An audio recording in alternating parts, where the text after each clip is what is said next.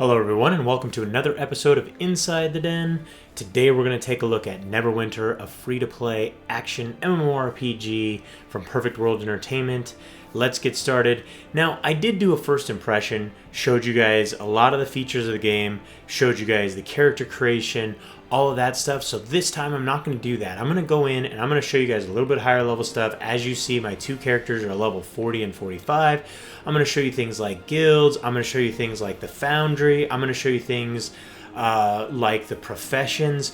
I'm going to try and run through and give you guys as much information that I didn't already cover in the first impression, but I'm also going to give you my official kind of review of the game and my thoughts as far as where Neverwinter fits on the scale of free-to-play MMORPGs. So, as you can see here, I do have Limpy, who's a level 40 Guardian Fighter. I do have Jelena Jensen, which is a level 45 Control Wizard. Now, since the game entered into open beta, there hasn't been a new character class added. We do have the Guardian Fighter, we have the Great Weapon Fighter, we have the Devoted Cleric, we have the Trickster Rogue, and we have the Control Wizard. But we do have a few things on the horizon. Rumors have it that we've got a Ranger of some sort and a Scourge Warlock coming in the near future. That'll be really exciting to see. But let's go ahead and let's jump right in. As you can see, you've got the Foundry button right here. Once you have a character reach level 15, you're going to be able to go in here. You're going to be able to start creating your own dungeons, building your own campaigns that have multiple layers and levels with different quest paths across them. It's going to be really neat to see how creative people get over the long haul, and it's already really neat to see how creative people have already gotten. So let's jump in here. Let me talk about, really quickly, I want to talk about professions. So we're going to get in here. As you can see, I've got 3 professions here. They're already completed. I can collect the results, and the results are money, experience, and also some leadership experience right there. Now, the leadership experience actually helps my leadership level up. As you can see, there's 9 slots here, and you have certain ones that open up at different spots. Now, you do start out with 2. You do start out with 1, and then once you get a skill or one of these professions up to level 3, you get a second one, and then once you get a character up to level 30, you get a third one. So it doesn't take too long for those to get going. We're going to go ahead and we're going to gather some more ore. There, you can train in all of them. You've got leadership, you've got platesmithing, you've got mailsmithing, you've got leatherworking, and you've got tailoring.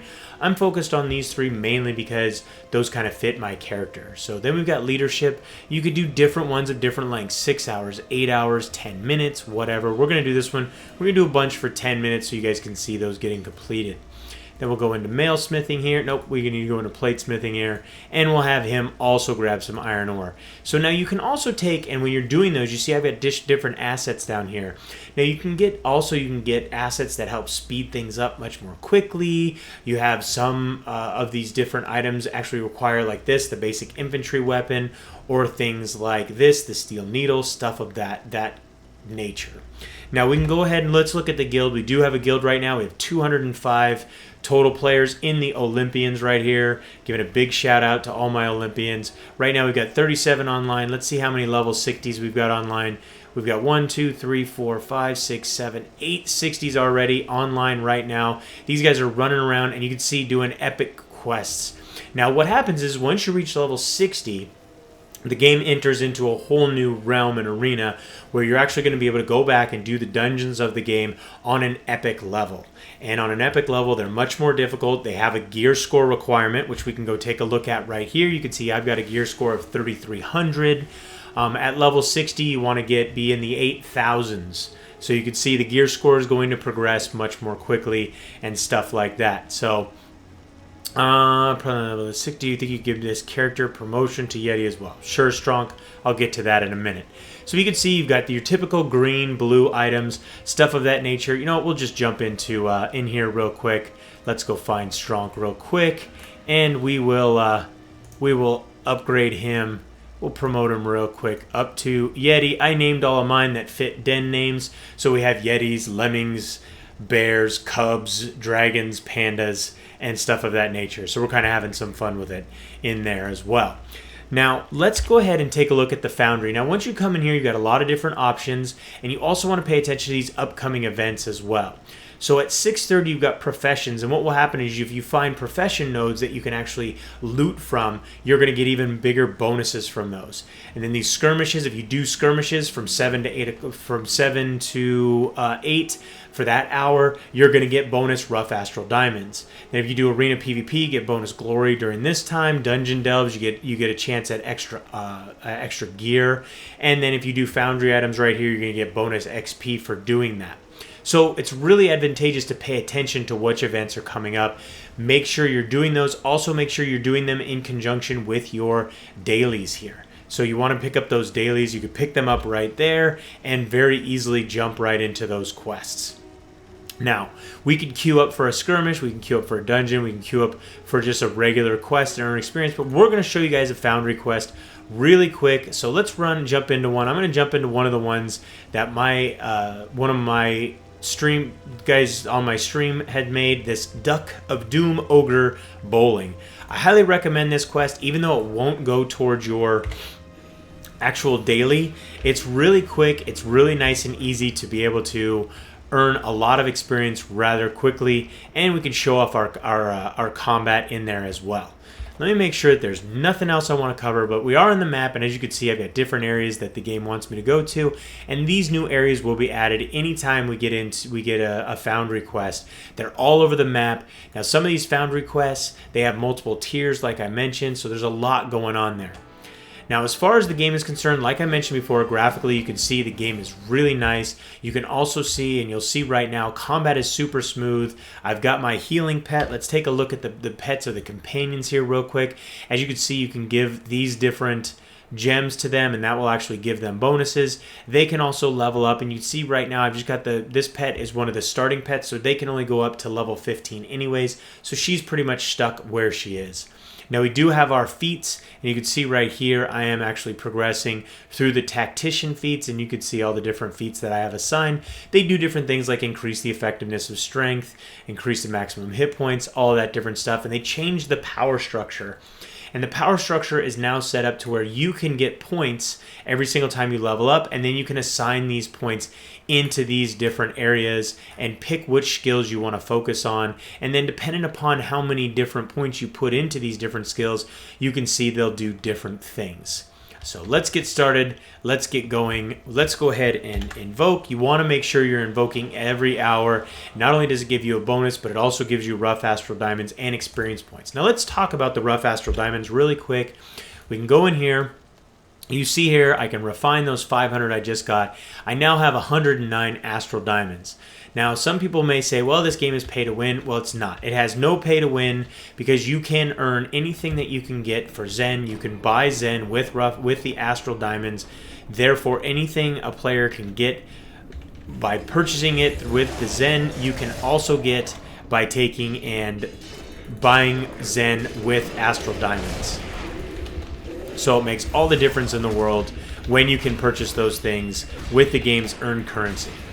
Now, one thing I can tell you that you want to pay attention to if you are a Guardian fighter, keep your guard up as much as you can, but pay attention. Once your guard goes down, like mine's about to do, switch over and you can actually power up your guard by utilizing your skills just like that. Now we're going to go ahead and we're going to go into Limpy Smash mode, and we're going to get really big, start beating the crap out of this guy. Obviously, this takes a lot longer because with this character than it will with my Control Wizard, simply because he does not do as much DPS as my Control Wizard does. But I can knock these ogres on their butt with my one skill and then start beating the crap out of them. Now, if I do have one minor complaint about the game, is that if you notice, my healer pet is getting right in the middle of combat, which absolutely ticks me off that she gets right in the middle of combat like that and gets wailed on. It's something they really need to fix, and hopefully it will be fixed in the near future that these pets stay back, because there's no reason for her to be in combat. Her skills or her attack power, she actually can attack from a distance, so there's absolutely no reason for her to have to be in the middle of combat. So let's go ahead and go into Limpy Smash mode again and start wailing on this guy. And of course, she's right in the middle of combat again, but you can see combat is super fluid. It's very easy for me to jump into block mode. Even while I see these big swings coming at me, I can jump into block mode pretty quick. Let me go ahead and let him hit me, then I'll wail on him. Then I'm going to knock him on his keister and continue to smash away. Now, obviously, this is a very repetitive type quest, but it's one of those ones where you can get some pretty decent experience through killing these ogre savages and doing so rather quickly. And this whole quest will take about 15 minutes for me to do, much less time with my control wizard, simply like I said, because she does so much damage. Once we get done with this fight, I'm going to show you guys some other features that are really neat, that really make this game worth having. Now, the Foundry, one of the great things is there's another quest in the Foundry that I'm actually going to start for you guys that will... no, I'm not going to start for you guys, but I'm just going to tell you about it. So you can get these things right here, these Nightmare Lockboxes. Now, those are kind of your mystery boxes. Let's go ahead and take a look at what those lockboxes can have in them. I've got 19 of them. They can have a purple or tier 3 mount, which is much faster. They can have a purple or tier 3 companion, which they can level up much higher. And then they've got a bunch of different possibilities for enchantments, weapon enchantments. You've also got a chance for the Gloomright weapon crate, which can actually give you gear, not even just weapons, but it can give you rings and armor and all that stuff as well. So now one other thing that's changed is when you die, you actually get injuries. So you need to pay attention to make sure you have these injury kits in the event that you do actually croak and aren't revived by one of your party members. And you have to actually go back and bring yourself up with kind of back to the last save point. If you have to go back to the last save point, then you have no choice but actually taking and utilizing one of those injury kits to get rid of your injuries. Now, you can rest for a long period of time. They will go away after time if you don't have any injury kits, but in some cases they can be very potent and actually hold you back from doing a lot of damage. They can actually take and hinder you from running very quickly. So you want to pay attention and make sure that you don't take and put yourself in a situation where, especially if you're in a certain dungeon or something like that, and your teammates are counting on you to keep up with them or to do a lot of damage or something of that nature. So you want to make sure that you're in tip-top shape to be able to take all these guys down. So let's get this guy down much more quickly. Wish my pet would stay out of combat. So other than the pet getting into combat, there's really not too much. One of the things that I mentioned before that I was, was a bit of a pet peeve was that it seemed like the Guardian Fighter could only use swords. That has since changed. A lot of the different character classes have a lot of different weapons. The Guardian Fighter can have hammers, axes, a lot of different stuff like that. The Trickster Rogue has axes and hammers and daggers. The Great Weapon Fighter has two-handed axes, two-handed clubs, stuff of that nature. So it's nice to see that the different...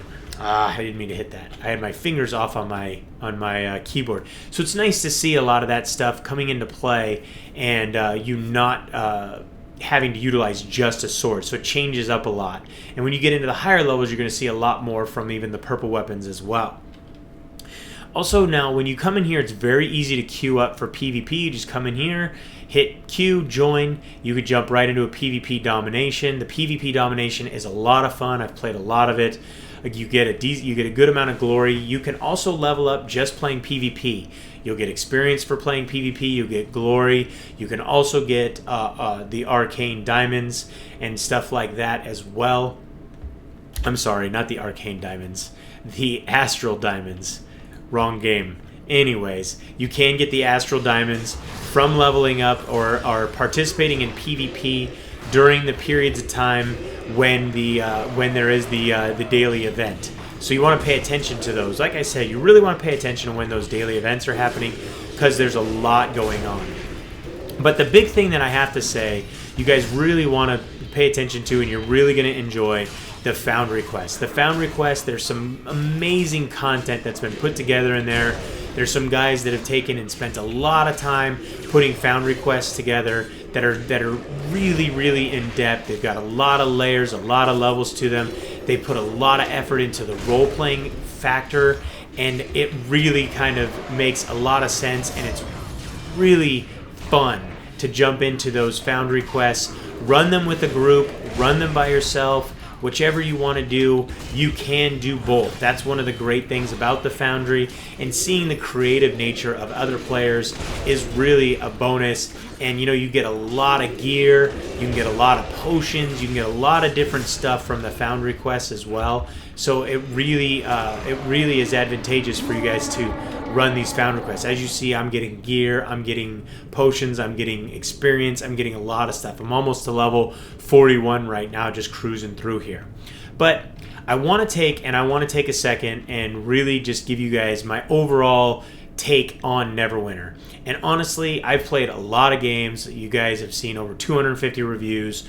As of today, I have to say Neverwinter is the best free-to-play game that I have played to date. The fact that it's not pay to win, graphically the game looks great, the environments look fantastic, the Foundry is amazing, PvP is a ton of fun, the skirmishes also a ton of fun, the dungeons are an amazing challenge. Getting in there and jumping in there, fighting dragons, fighting all kinds of stuff like that brings back all this nostalgia from D&D. I'm a big time WoW player, and I have to tell you guys, this game is not replacing WoW for me, but it's definitely on par. And if they keep introducing new content with the game, and as more and more Foundry content gets introduced to the game is definitely going to be up there, and you've always got people to group with. You see, in a matter of a week and a half, I've put together 200 characters in a guild. There's just loads and loads of people running around on all the servers, constant new classes being added to the game. So far, we've seen upgrades and introduction of fixes and changes almost every single night from the team over at Cryptic and Perfect World and Neverwinter, making the game better on the fly in the last 10 days just since open beta has been introduced. Very impressive if you ask me as far as those things are concerned. And so right now I'm willing to say that as of today, Neverwinter is the best free-to-play game on the market. So that's my overall review of the game. So I hope you guys enjoy playing Neverwinter as much as I do when you get in here, because I know a lot of you, if you're not playing, you will be playing soon. I highly recommend, if you're sitting there and you're looking for a new game to give a try, you like this action-oriented combat, which I have to say is definitely going to be the wave of the future. People want to be engaged. They don't necessarily want to just tab and target things, even though I'm not going to knock tab and target, because I personally still play World of Warcraft, and so tab and target is still just as viable an option. But having the interface options and having the action is up there, and definitely something that I enjoy, and I know a lot of other players enjoy as well. And it's going to be the wave of the future for these games, and I expect to see a lot more of it. We kind of got a hint of it from Perfect World with Raiders, and I have to say it only got better with Neverwinter. So either way, I hope you guys enjoyed today's trip inside the den. Don't forget to subscribe and keep yourself updated as each new episode is released. If you'd like to play or learn more about Neverwinter, you can read my full review over at MMODen.com or just click the link in the description.